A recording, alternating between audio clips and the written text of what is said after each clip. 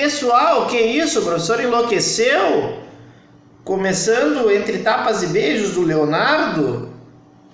Por que isso, professor? Por que você coloca isso nas nossas relações entre tapas e beijos, né?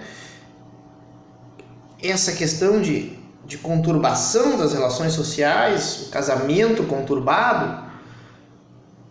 Porque é um pouco disso, tá, pessoal? Essa questão entre liberalismo econômico e democracia, ele é um casamento realmente conturbado, é aquele casamento complicado que a gente chama, tá? Onde muitas vezes alguém do casal briga, enfim, etc, ou os dois do casal, mas daqui a pouco se voltam a se amar, né? Se apaixonar novamente. Vocês conhecem, se é que vocês não vivenciam isso. E a democracia e o liberalismo, ele é um pouco disso, tá, pessoal? Por quê? Porque o liberalismo econômico, tá, ele tem origem, pelo menos é a grande marca, né, que se fala, não gosto muito de falar origem, enfim, né, isso é tão determinante, mas em Adam Smith, no Riqueza das Nações, a questão da mão invisível do mercado, né, a falta de regulamentação por parte do Estado e a livre iniciativa são os objetos de desejo dos liberais econômicos.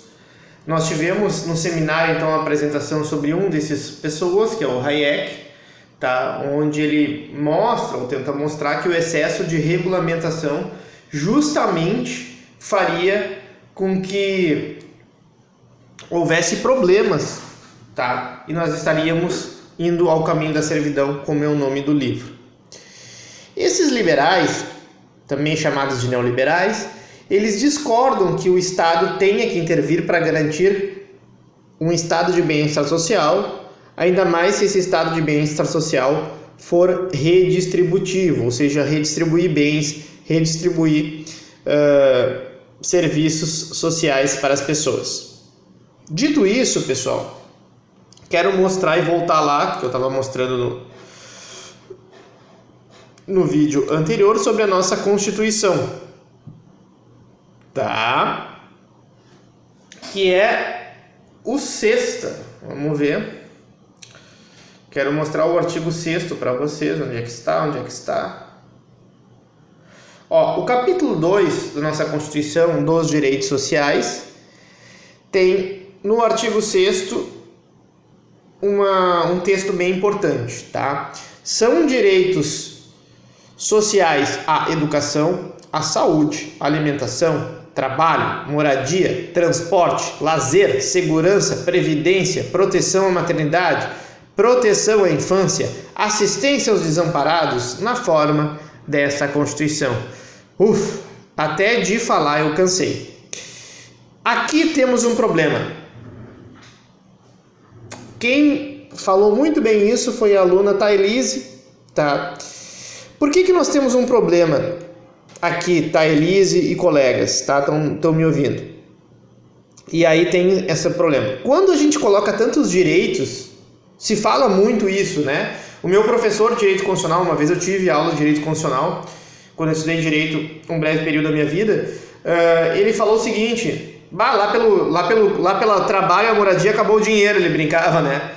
E é bem isso, pessoal. Hoje nós temos problemas na área da saúde, na área da educação não vou nem falar.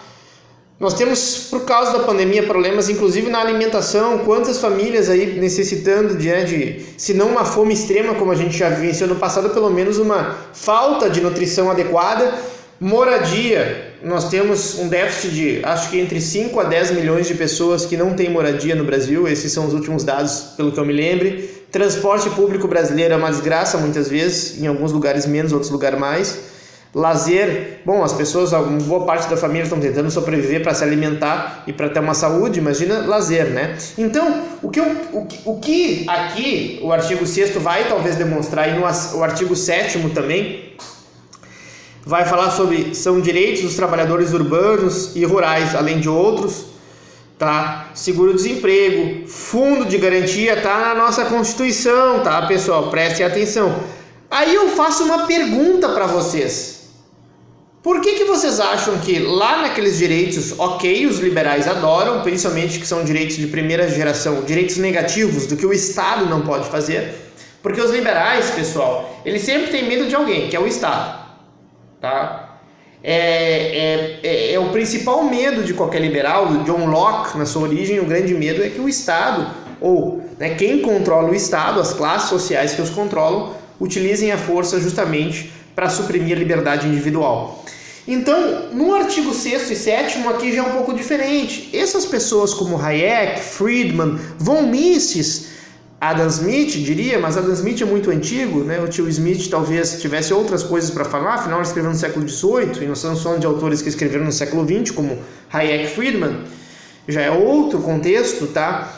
E eles vão dizer que tudo isso aqui, todo esse aparato, tem várias coisas, tá, pessoal? Coisas que, na verdade, inclusive não é nem o Estado que vai garantir, né? Mas, por exemplo, a irredutibilidade do salário, salvo acordo coletivo, né? 13º, remuneração do trabalho noturno superior a diurno, tá? E várias outras coisas, jornada de trabalho 8 horas máxima diária, 44 semanais, tá? Isso aqui é constitucional. E aí, pessoal, deixa eu só voltar lá nesse casamento conturbado, né? Por que acaba sendo conturbado? É bem óbvio, pessoal, quando a gente para pensar. Ele acaba se tornando conturbado, pessoal, justamente pelo fato de que ao exigir do Estado tantas coisas ali, como eu mostrei para vocês, tem que ter dinheiro. Não é verdade? Isso é óbvio.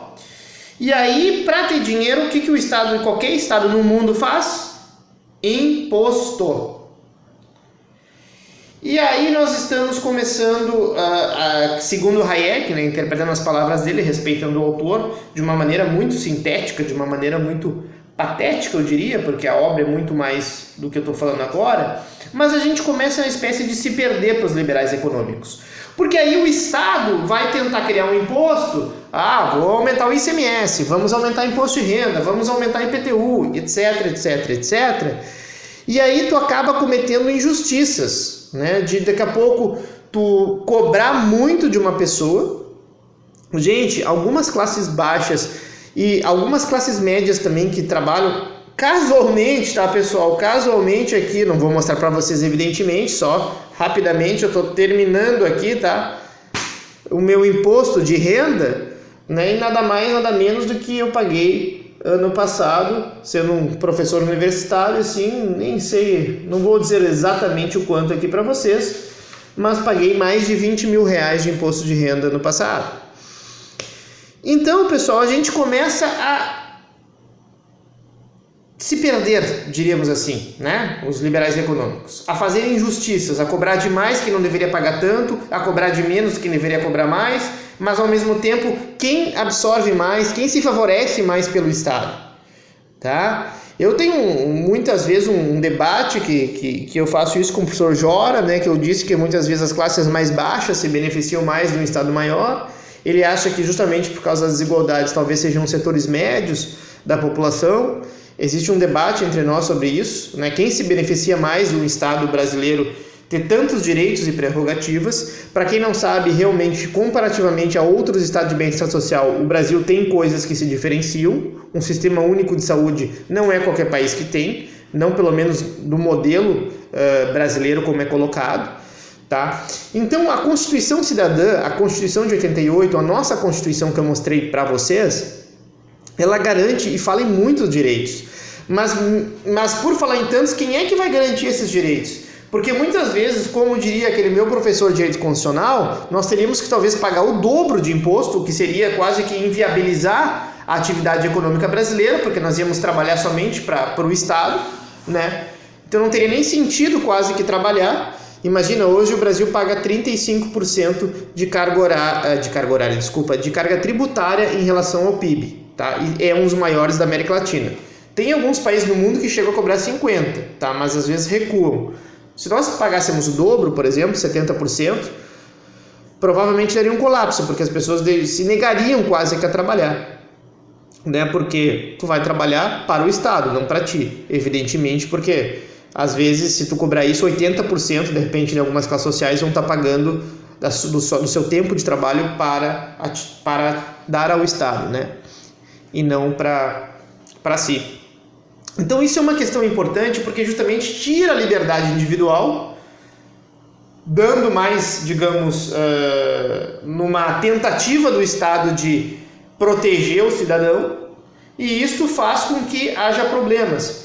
Então, o liberalismo econômico e esse modelo capitalista atual, ele é bem complicado, tá, pessoal, para a gente ver e enxergar se realmente a democracia e o liberalismo econômico eles vão estar sempre de mão dadas. Então, eu diria assim, ao passo que o liberalismo anterior, o liberalismo político, dos direitos e garantias fundamentais, eu acho que ninguém vai quase que divergir a respeito da sua necessidade, né? Nem mesmo os liberais econômicos, mas nesse ponto, em direitos ali do artigo 6º brasileiro e do artigo 7º, a gente vai ter já diferenças de opiniões bem fortes, tá? Dizendo que talvez o Estado brasileiro ele penetre demais na organização e na relação, por exemplo, de trabalho entre um patrão e um empregado, ele vai demais, tá? Que é justamente a crítica que o empresariado brasileiro faz à organização brasileira do trabalho, ao passo que outros vão dizer, não, isso é importante para que o Estado proteja principalmente a camada mais pobre da população.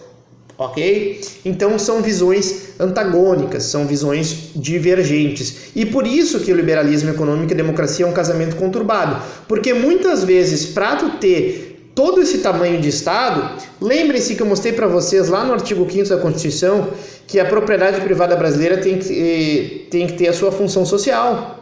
Não é assim somente direito à propriedade privada. Isso é uma coisa que quase ninguém sabe, né? Então, muitas vezes, se não cumpre a sua função social, a propriedade privada, pelos meios legais, pode ser colocada, né, em dúvida, tá? Isso é uma discussão jurídica. Então, pessoal, quando a gente começa a ter que pagar tanto imposto, e algumas pessoas no Brasil pagam mais de 50%, anotem aí, isso não é uma mentira, um dia eu explico para vocês, se vocês quiserem, como funciona isso, fazemos um seminário só sobre isso, tá? Eu vou explicar como isso acontece, mas eu precisaria de um tempo que aqui eu não tenho, né? Paga muito imposto, mais de 50%. E sim, professor, algumas pessoas trabalham mais para o Estado do que para si mesmo e para sua família. É um absurdo? É um absurdo, gente. Então, e aí? É legal isso, pessoal? Pagar tanto imposto para ter um Estado gigantesco? Se o nosso Estado brasileiro fosse um Estado com serviços maravilhosos, perfeitos, etc., né? É uma coisa. Agora, pagar imposto para ter o Estado que a gente tem nos últimos 10, 20 anos, eu acho que ou a gente deveria pagar menos imposto e ter um Estado mais eficiente, que é pelo menos a minha ideia, ou pelo menos, né, pagar bem menos imposto e deixar a iniciativa privada correr. Assim como está pagando imposto e vendo os privilégios que muitas vezes o Estado dá para algumas camadas, né, parece uma eterna injustiça. Então é por isso que o capitalismo e a democracia, e por isso eu falei liberalismo econômico, mas o capitalismo tem um quê, né? Ele tem uma necessidade de liberalismo econômico para que justamente os agentes privados possam prosperar, possam trabalhar, né? Sem ter aquele controle do Estado. E aí, muitas vezes, isto é um debate muito forte na democracia. Dow, só para terminar essa parte aqui da aula, o Dow, tá, pessoal, ele tem ali é brilhante isso, vocês têm esse livro ali no Moodle sobre a democracia, que ele fala, o capitalismo é importante e foi ali que se desenvolveu a democracia, e no outro capitalismo ele diz que o capitalismo prejudica a democracia, ou seja, são duas coisas antagônicas, né? E eu acho que isso a gente tem que discutir ao longo da disciplina, tá? Vou dar um pause aqui, vamos começar então mais uma parte depois.